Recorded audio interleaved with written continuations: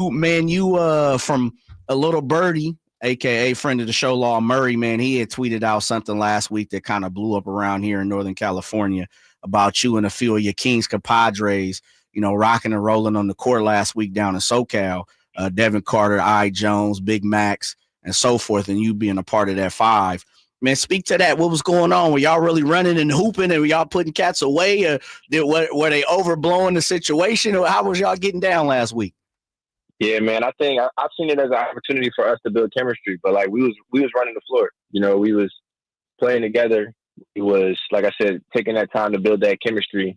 But overall, we was out there. We was having fun and competing at a high level. Daeqwon Plowden.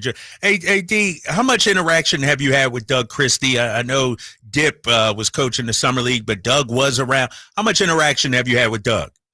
A lot. Like that let me know how much he's invested in every piece and part of his organization, that he's coaching. So he definitely pulls me to the side, talks to me about technique, talks to me about offense, defense. Like the way Doug pulls all his players in, like Doug's a player coach for real. He's definitely a good one. Wow, that's big time. Joined by Daeqwon Plowden.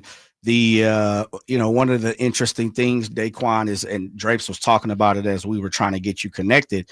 It feels like to fans around here, because we get to talk to the fans every single day. They get to listen to us. We interact, communicate, that there is a missing piece in the front court as far as a 3-and-D guy or, athletic 3 guy. And how we first pinpointed yourself outside of college was you impressed a few of us as far as in the summer league, but you fit that part. You seem to fill that role. Is that something that you are aware of? Or again, is that just like, man, this is just who I am. I'm hooping.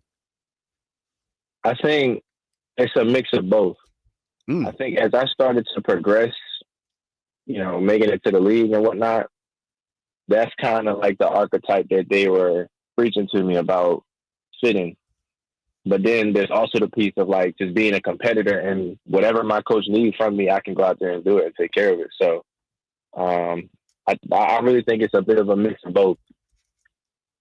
Daeqwon Plowden joining us. You played with the Hawks, had a cup of tea with them. Can you just speak to your NBA journey? And, a lot of times, guys will come out of college and be known as scorers, be able to fill it up.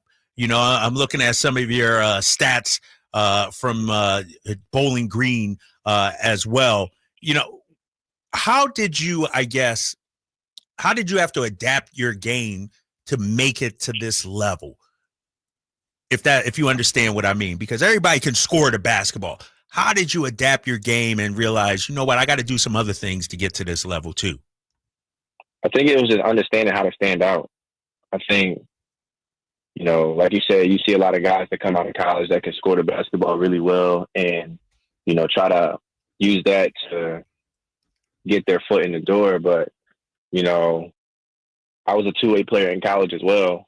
And although I could score the basketball, I knew that being able to guard in this league would be something that stands out the most. And that's something that I pride myself on, is trying to guard and trying to be a defensive stopper. And just the information that I picked up along the way as well with a lot of my vets, a lot of my coaching staff, like, that's something that stuck off the page the most. You guys didn't hear it from Doug directly, but like, the first thing that Doug said to us when he met with everybody was, "Who here picks up 94 feet?"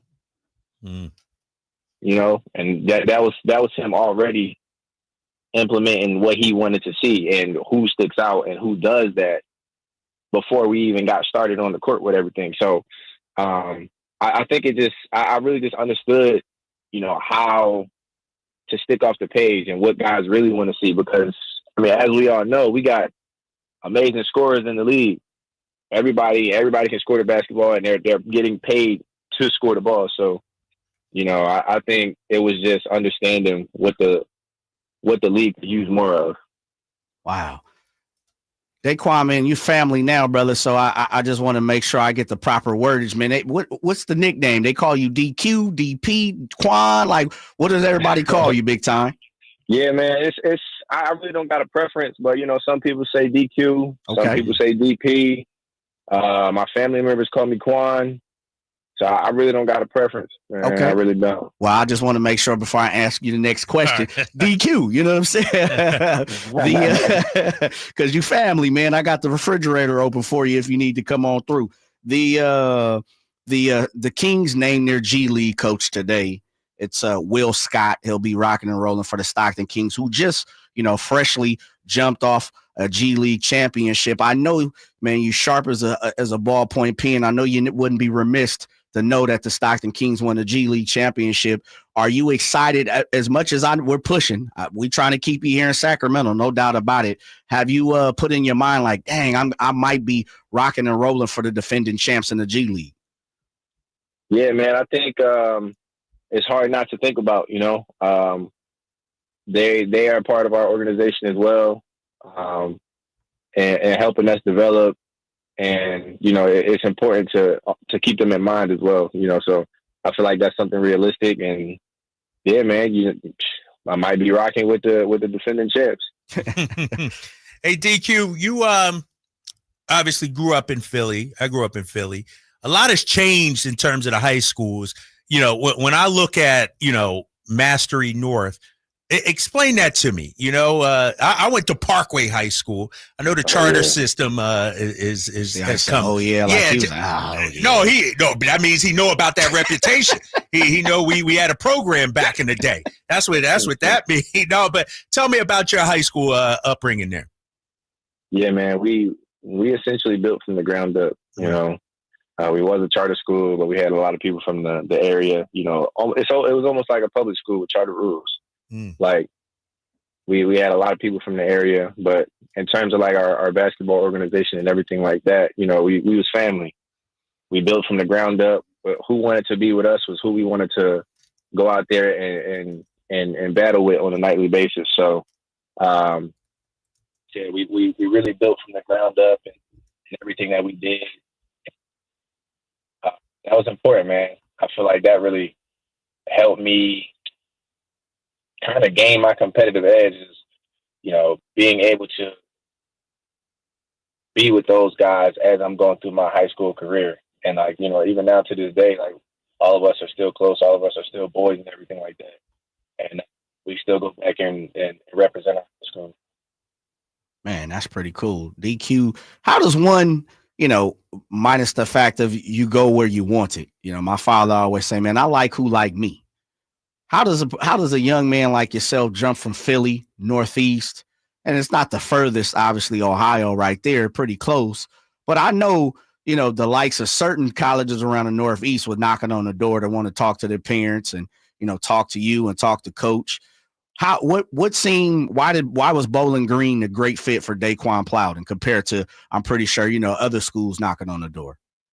Yeah, man, I think it was a conversation that I had with my dad. And I had a really vast support system. Everybody was feeding me the right information to be realistic about my choices. But it was really a conversation I had with my dad. And, you know, some organizations was prepared to hand me the keys as soon as I stepped into the organization. And ultimately, my dad came to me and was like, well, I mean, it'll be amazing for you to take up that opportunity to do that. But at the same time, like, who you going to learn from when you get there? Like, you don't want to get there and be the same player and, you know, struggle to figure it out. And now you're stuck in a system that's now put you on the back burner, you know? So it was always, who am I going to learn from? How is that going to make me better? Not just as a player, but as a person as well. So when Bowling Green came knocking on the door, you know, my coach was excited. My coach, Michael Huger, he's actually an assistant coach at Temple now, and we still keep in touch. But one of the things he mentioned to me was like, listen, I love your game. I love you as a person. But when you get to Bowling Green, you're going to have to work for everything. I'm not just going to give you the keys. And I was like, that to me made me feel like they wanted me more, because they wasn't going to just tell me, all right, listen, yeah, you can come to us. We'll give you the keys and, you know, we'll figure everything else out. Mm-hmm. That's our guy, DQ, Daeqwon Plowden, joining us. Hey, D, what were some of your earliest basketball influences? Who are some of the guys you looked up to? Was it neighborhood guys? Was it your dad? Was it NBA guys? Who'd you look up to growing up? Yeah, so my dad was a hooper as well. Didn't really get to go like far to play, but he was really good in his time. But also, some of the guys that I just watched playing in the league and stuff like that, KD. I love KD's game.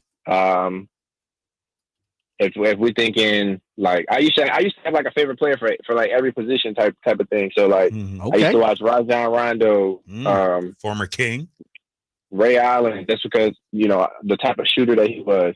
Like I said, KD, Blake Griffin. Like I was watching a lot of these guys, and it just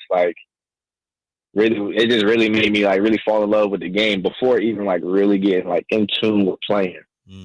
Wow. Joined by Daeqwon Plowden. DQ, man, you've had an opportunity to be a professional here the last handful of years, and I must say, and speaking to your team and the people around you, you talk about your circle, man, it's been nothing but high regards about who you are, your character, you as a player, you as an individual, you as a team member, you as a man. So I'm going to say, look, I'm giving you flowers with all that. Now I'm trying to get a little funky, man. Who's a person you trying to go at this year, brother? Who's on your mind? Who is somebody that you're like, you know what? I've had the opportunity to do what I need to do. I need to go prove myself. Is there anybody you're looking forward to, lacing them up against this year? Honestly, bro, I can't name one specific person. I feel like with the type of competitor I am, I'm ready to compete against anybody and everybody. That's DQ. How old's your dad, man? And is he from Philly too, or no? Yeah, born and raised. What high school he go to? He went to Germantown. Oh yeah, we used to kick their ass all the time when I played. Yeah, I remember. No, I know. It's still right there on Germantown Ave, right? On Germantown Ave, yeah. That's what's up, man. Daeqwon Plowden. I just had to get that in there. Let me ask you this: who are some of the I always try to rep Philly in this regard. Some of the stars that have come through. Obviously we could go back to Wilt Chamberlain. My era, the Rasheed Wallaces of the world. Tell me about just your era of basketball in that city. Who was coming through at that time? I'm trying to think of who all came through. Daeqwon Plowden. That's first. Right. He's like me. Baby. That's all that matter, right? That's all that matter. No, because we had Roman Catholic. We had all kinds of Aaron McKee. Yeah.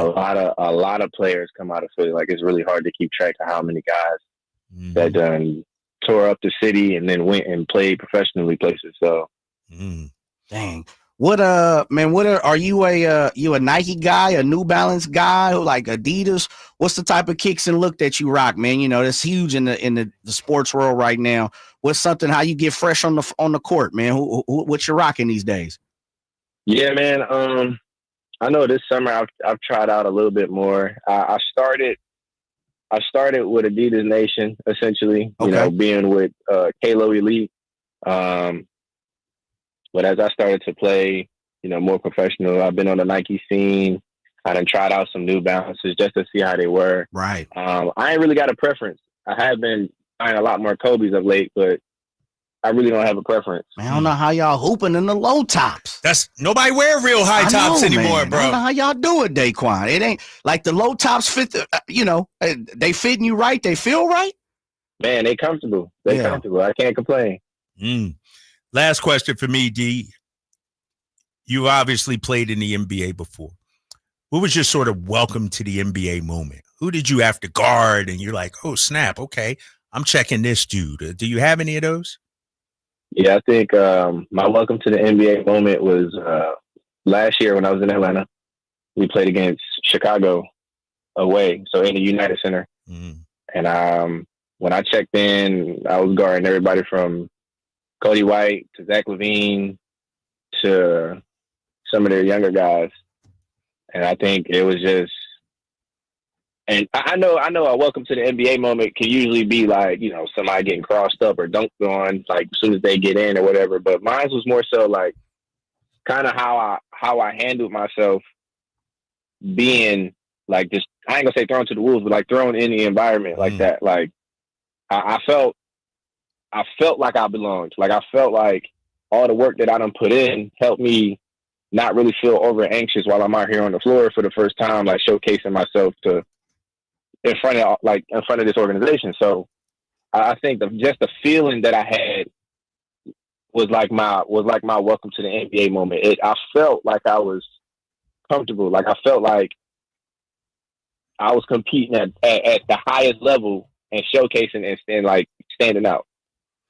Hey, D, I had to pull out that box score because I'm like, oh, yeah, he played against Chicago. I think that was your NBA debut as well. You remember how much you scored that game and how much Zach scored? And I think you got bragging rights in that one, big fella. We laughed about it. We laughed about it when I seen him up in Sacramento.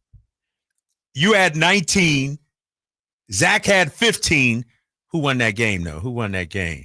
We got him. Y'all got him too. Yeah. Man, that's what's up. DQ, man, last one on my end, brother. You know, for the people, when we ask some of these questions, because Sacramento is getting to know you.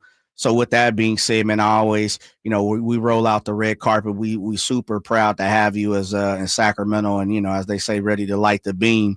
Man, your last final message to Sacramento, of course, before you come back on with us, because you family now. But what can you say to the fans of Sacramento and let them know about Daeqwon Plowden? Man, I'm excited to be in Sacramento. We're gonna have a time for sure. Definitely be ready for some nice dunks because I do get the warm-ups popping. But in terms of, you know, knowing the person behind the player, man, I'm real down to earth. You know, son of God, definitely, you know, love to be an impact in the community. And just excited to get out to Sacramento and really make my impact felt. Man, that's our guy, Daeqwon Plowden, man. You could jump on with us anytime, DQ, man. We really appreciate it. We'll see you about a month when media day and training camp begins. Yes, sir. Sounds good. Thank you. I appreciate you guys. All right, baby. That's Philly's finest, Daeqwon.